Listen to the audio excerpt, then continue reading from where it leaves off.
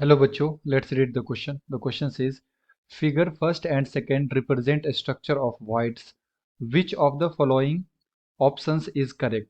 Tetrahedral and octahedral voids respectively, octahedral and tetrahedral voids respectively, both are octahedral voids, both are tetrahedral voids. तो हमें बताना है बच्चों कि फिगर फर्स्ट एंड सेकंड में जो voids हैं ये कौन से voids हैं, ठीक है।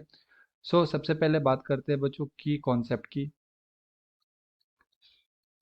Concepts types of void, types of voids। तो बेसिकली सबसे पहले ये देखते हैं बच्चों कि टेट्राहेड्रल voids हम लोग किसे बोलते हैं।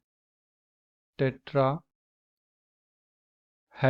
voids क्या होता है, तो इसे डिफाइन कर सकते हैं। It is a triangular void, it is a triangular voids surrounded by four sphere, surrounded by four sphere, ठीक है। तो एक ट्रायंगुलर void होता है जो कि चार स्फेयर से यानी कि चार एटम से सराउंड होता है, उसे हम लोग क्या बोलते हैं बच्चों, टेट्राहेड्रल voids। और ये कैसे बनता है, इस तरह से हम लोग दिखला सकते हैं। ये हमारे पास फर्स्ट एटम, ये हमारे पास सेकंड एटम एंड ये हमारे पास थर्ड एटम। तो ये थ्री एटम्स हो गए, ठीक है। ये एक ही लेयर में होगा। एंड जो ये मान लो हमारा फर्स्ट लेयर है, ठीक है, ये हमारा क्या है बच्चों, फर्स्ट लेयर। अब ये फर्स्ट लेयर का जो वॉइड्स हमें ये दिख रहा है, ये जो हमें वॉइड्स दिख रहा है, इस वॉइड्स पे अगर सेकेंड लेयर का एटम आ जाए, सेकेंड लेयर का एटम आ जाए, ठीक है, तो फिर भी थोड़ा सा वॉइड्स यहाँ पे बच जाएगा और उस वॉइड्स को हम लोग क्या बोलते हैं, टेट्राहेड्रल वॉइड्स, टेट्राहेड्रल वॉइड्स, ठीक है। तो ये जो हमारा फर्स्ट लेयर था, फर्स्ट लेयर के वॉइड्स पे अगर ये सेकेंड लेयर का ये जो एटम रखा हुआ है, ये सेकेंड लेयर का एटम होगा, सेकेंड लेयर का एटम होगा, ठीक है। तो जब फर्स्ट लेयर के वॉइड्स पे सेकेंड लेयर का एटम हम लोग पुट कर देते हैं, स्फेयर पुट कर देते हैं, फिर भी जो वॉइड्स बचता है उसे हम लोग क्या बोलते हैं बच्चों, टेट्राहेड्रल वॉइड्स बोलते हैं। एंड सेकेंडली अगर हम लोग बात करें ऑक्टाहेड्रल वॉइड्स की, ऑक्टाहेड्रल वॉइड्स, तो ये बेसिकली क्या होता है, it is a double, it is a double triangular voids, triangular voids surrounded by six sphere, surrounded by six sphere. तो इसे हम लोग क्या बोलते हैं बच्चों, इसे हम लोग बोलते हैं ऑक्टाहेड्रल वॉइड्स।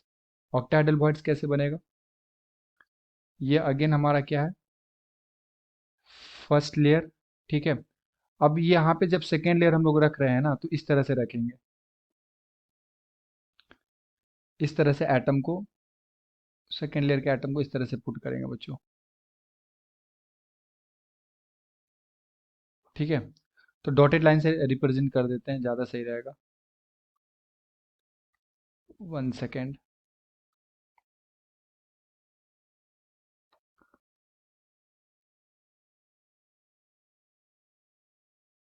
ठीक है। ये हमारा फर्स्ट लेयर हो गया और सेकेंड लेयर को हम लोग डॉटेड लाइन से प्रेजेंट कर देते हैं इस तरह से, एक एटम इधर, एक एटम इधर एंड एक एटम नीचे की तरफ, ठीक है। तो बेसिकली थ्री एटम्स है, ये हमारा फर्स्ट लेयर का था। इसके ऊपर जब सेकेंड लेयर का भी एटम डाले फिर भी क्या होता है बच्चों, यहाँ पे एक छोटा सा वॉइड्स क्रिएट हो जाता है। इस वॉइड्स को हम लोग बोलते हैं ऑक्टाहेड्रल वॉइड्स, जो कि सिक्स एटम से सराउंडेड होता है। तो छह एटम से सराउंडेड होने के बाद भी अगर वॉइड्स बनता है तो उसे हम लोग क्या बोलते हैं, ऑक्टाहेड्रल वॉइड्स बोलते हैं, ठीक है।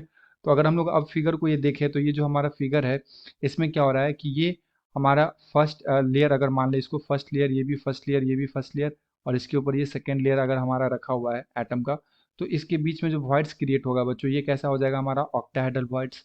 एंड ये हमारा क्या हो गया, सेकंड फिगर को अगर देखें तो ये हमारा फर्स्ट लेयर का एटम हो गया।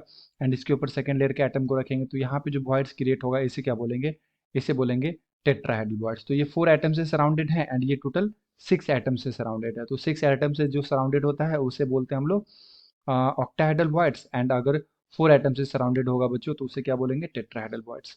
तो अगर हम लोग यहाँ पे ऑप्शंस को चेक करें तो ऑप्शन बी में दे रखा है octahedral voids and tetrahedral voids respectively. So the correct answer is option B.